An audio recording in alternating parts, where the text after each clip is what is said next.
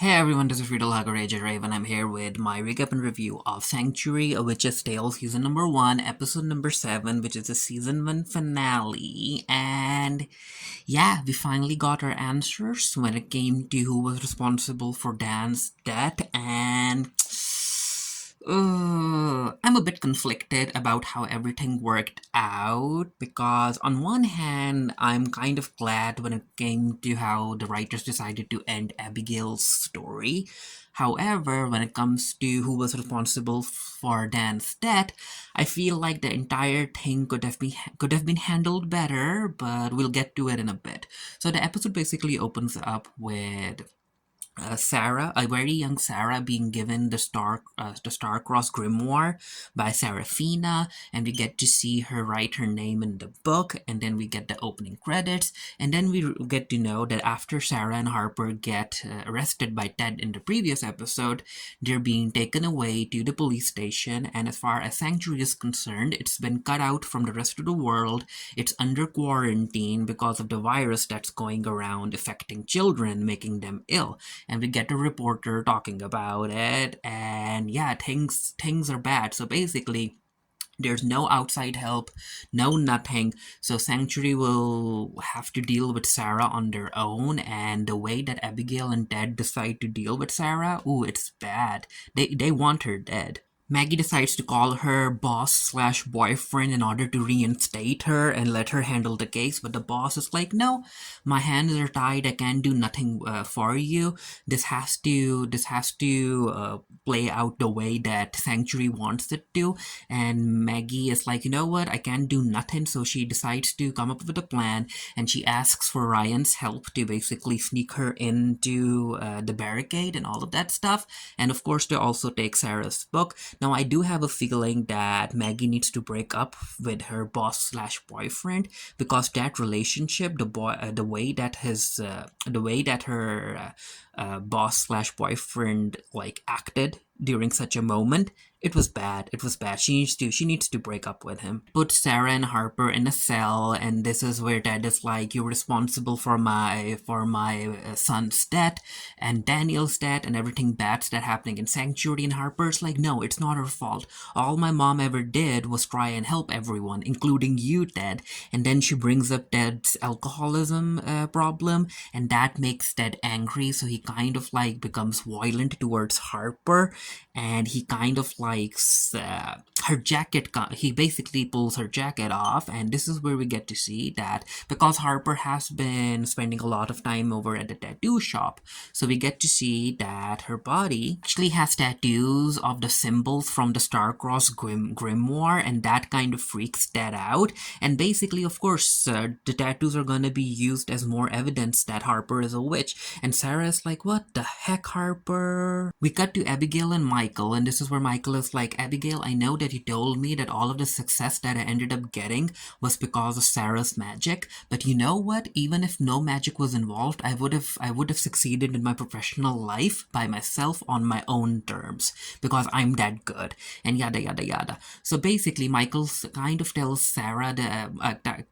Abigail that, you know what? Now that Sarah and Harper are in custody, we can kind of let it go, let the courts handle the case, and we are good. We are done here. And Abigail is like, no, no, we aren't done.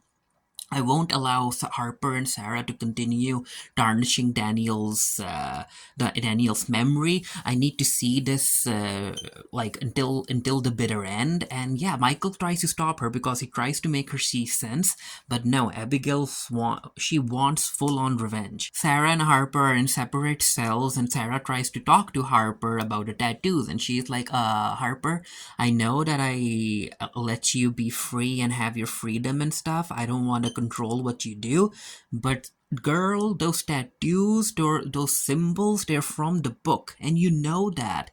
And Harper's like, but they're just symbols, Mom. And Sarah's like, no, don't say that.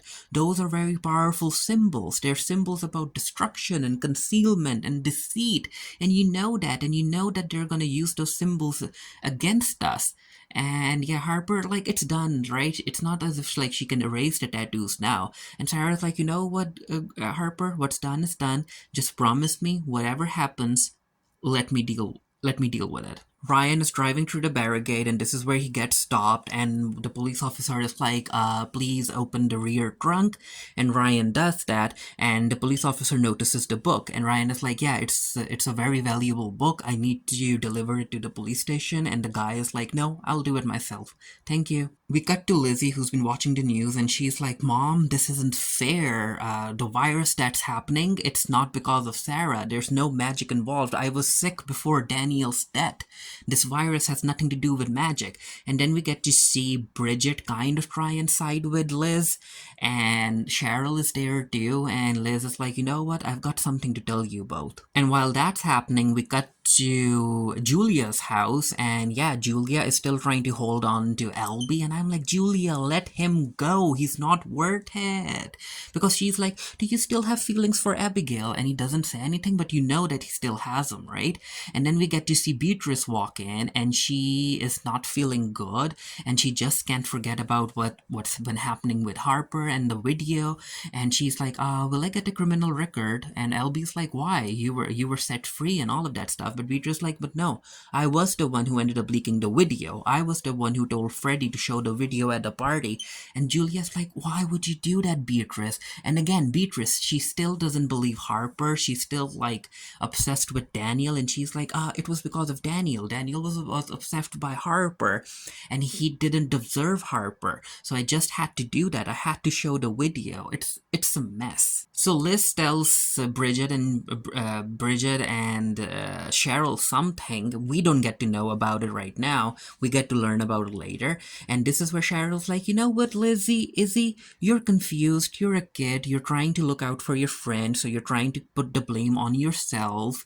And Bridget is like, yeah, you're trying to put the blame on yourself, isn't it, Izzy? And Izzy's like, no, you have to believe me. What I'm saying is the truth. And Mom, you should be the one trying to support Sarah. And Bridget is like, no. And then Cheryl is kind of strict here, and Cheryl's like, Izzy, go to your room. And I'm like, Cheryl, back off. And then we get this awesome scene where Abigail comes to talk to Sarah, and I was like, I really enjoyed this scene. I really did. Because you know that Abigail isn't there to apologize. And she's like, Sarah, do you remember when we first met? We instantly knew that we were kindred spirits, we were meant to be, and that I was having a son, you were having a daughter, our kids were gonna fall in love and be together, and yada yada yada. And Sarah's like, yeah, I remember. And then Abigail is like, but then what happened, Sarah? What happened? Why are we here? And I can still help you, Sarah. And Sarah's like, okay, how? And this is where Abigail basically tells Sarah that she needs her to say that she's guilty. She's guilty of killing Jake. She's guilty of killing Daniel, and yada yada yada, and all of that stuff. And once she says that she's guilty, then Abigail will help her in court and all of that stuff. And Sarah's like, oh, Abigail, that's not happening. Like, this is the moment where Sarah finally sees Abigail for who she really is, and I like the fact that Sarah took the opportunity to basically tell Abigail her opinions and what the truth is, and she's like, but that's the issue, right, Abigail? You want me to say that I'm guilty even though you know the truth. You know that I'm not guilty. You know that it's your son who was the monster, and you, Sarah, you've turned into a monster too, and your son, he's responsible for hurting the daughters of two of your best friends, Abigail. So yeah, that's something that you have to deal with. It's not my fault, it's you. And Abigail realizes that Sarah isn't gonna say that she's guilty, so she storms off. Maggie and Ryan are back in Sanctuary, and this is where Ryan is like, have you heard about the hair sample or the tissue sample that popped up? And Maggie's like, yeah, that's interesting. Go and see what that's about. So Ryan ends up breaking into the evidence room, and he ends up taking out the hair sample, and the hair sample is of Jake's.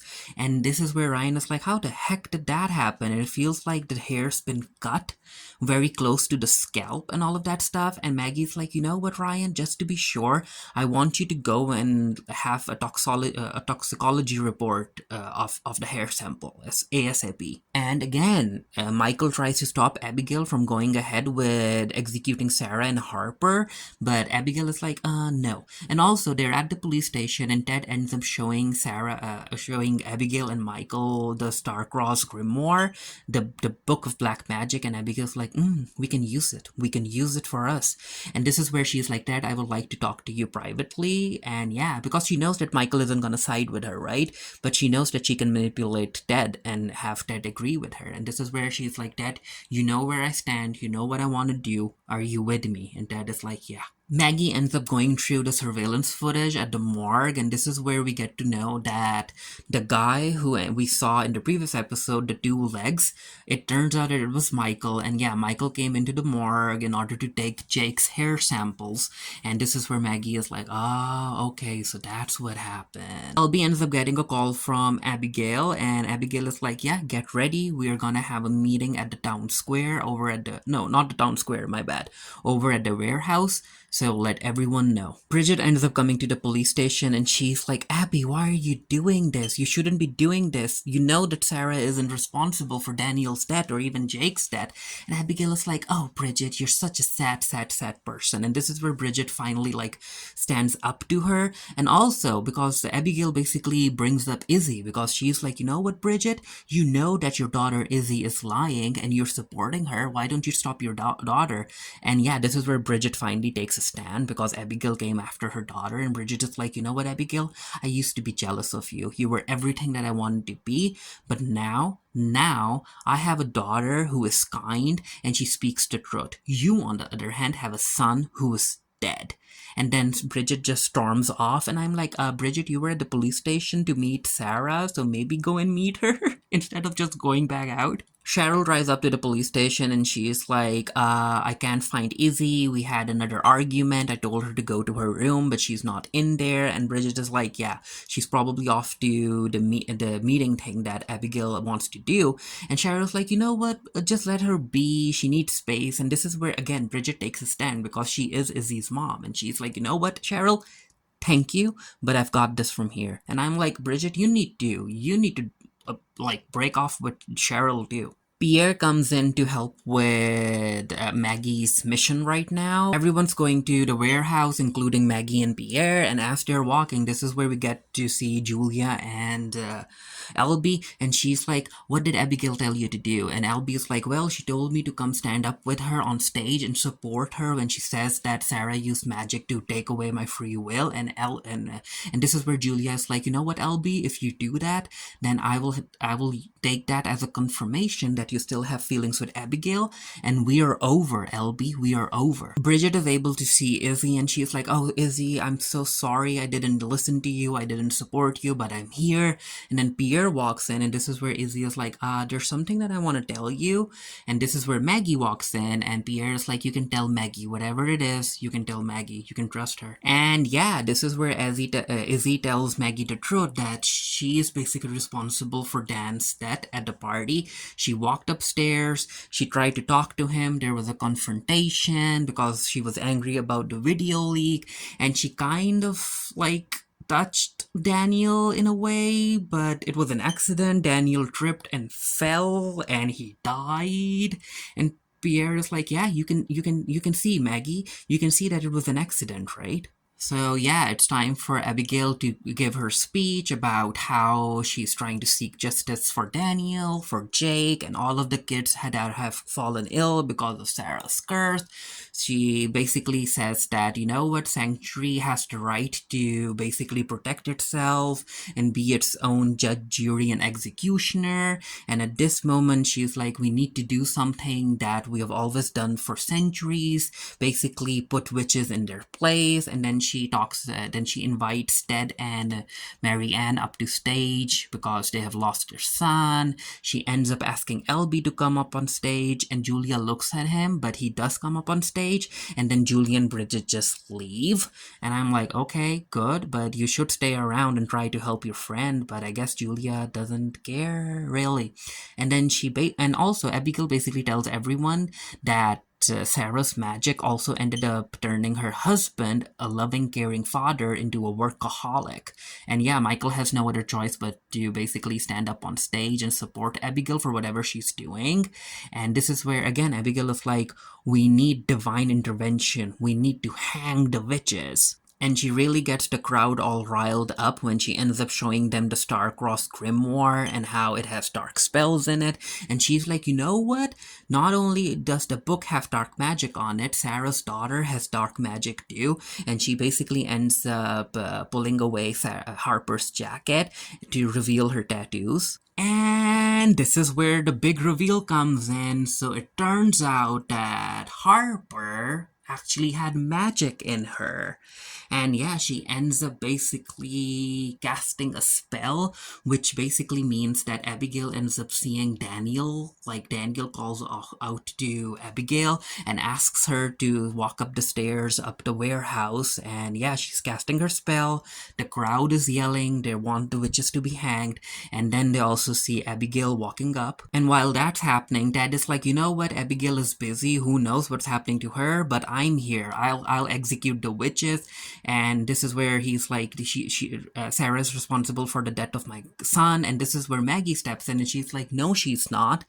And Michael is responsible, and everyone is like, how the heck will why would anyone believe you, DC Maggie Knight? And she's like, you don't have to believe me, that just needs to read the toxicology report, because the toxicology report basically it shows that Jake was poisoned. And yeah, because Ted has lost it, he ends up like shooting Michael. You can see Michael on the stage being shot, and Abigail is up on the roof of the warehouse and she's about to jump, and she does jump, and Ted is like, oh no, no, no, this has gone all wrong, and he ends up aiming the gun at Harper, and this is where Sarah ends up praying to like help her daughter and whatnot, and the magic works because Ted like misses his aim, and it like ends up hitting a speaker.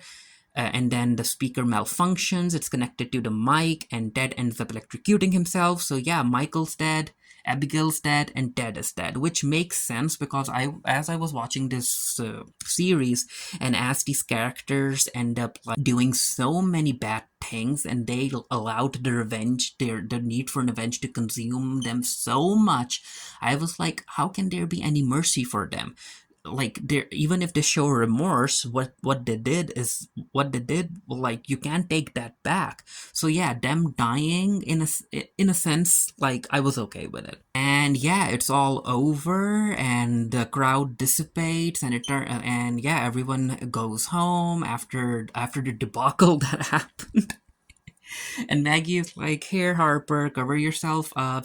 And Sarah thanks Maggie. Maggie thanks Pierre, and everything is okay. And again, I was like, even if everything is resolved, Sarah and Harper can't continue to live in Sanctuary, and that's exactly what happened. Sarah and Harper decide to leave. We got to the police station, and it's time for Maggie to write up her report. And Ryan is like, okay, so give me the lowdown. What are you writing in the report? And she says that I'm writing in the report that Michael was responsible for killing Jake. The virus that's affecting the children, it's just a plain virus. It will go away in a bit. And Abigail basically, like, she allowed her emotions to get the best of her, so she decided to jump off the warehouse. And Ted ended up getting killed by, like, a freak accident and all of that stuff. And Ryan is like, but what about the magic? Because we did see magic in the warehouse. We did see that, Maggie.